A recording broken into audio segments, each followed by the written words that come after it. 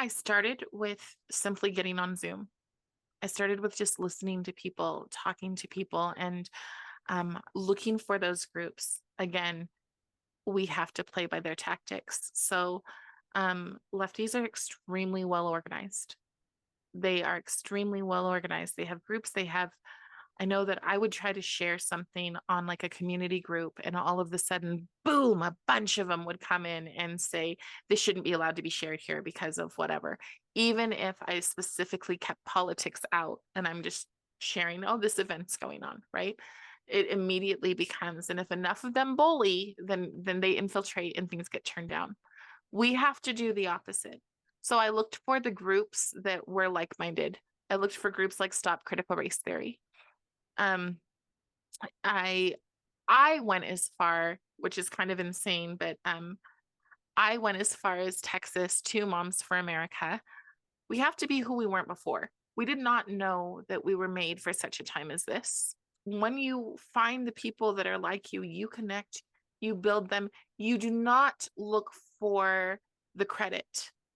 I'm like, I don't care. Somebody bigger than me can take this on. I don't just get it out there. There must be humility. We must work together. We cannot ostracize somebody who gets one thing wrong. We just can't. We can hope, we can pray, we can even talk to them, but we cannot crush them for getting something wrong, because this is about humanity and we are all different. And so I think that we just must focus on being a team, recognizing each other's strengths, uplifting, finding the joy even in the worst of times. Because if we think now is bad, think about what's going to happen if we do not stand now. Now we still can. So there were about 5 or 6 of us that would go to every school board meeting and just became great friends, and even did a little podcast for a while trying to get the news out to people.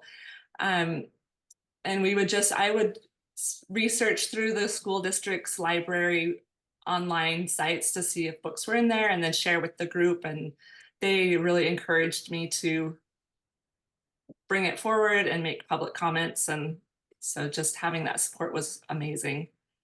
Connecting with other parents was vital, because you feel like you're crazy, because all of a sudden the world you trusted is not there anymore. And you're like, is it just me? Everybody else blindly trusts. Everybody else thinks it's fine. So when you show it to other parents and they're like, what? You're like, okay, I'm not crazy. And that validation is crucial. And there was one woman who was amazing. She organized meetings for hundreds of parents to show what it was. And I was so embarrassed to sit there and watch what they were teaching the kids. And everybody else was like, we're not accustomed to it. Now I've been reading it in books forever, but you just don't look at all these perverse terms. And so you go through this process of, it's very uncomfortable. It doesn't feel good. And then you get used to it.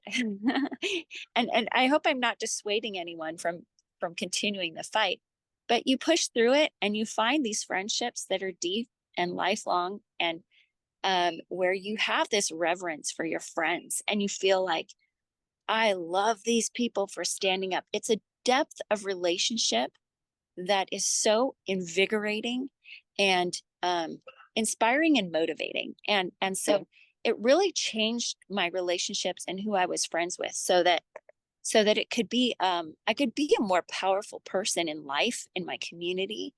And it awakened me to what was possible, not just with myself, but for my family and for my community.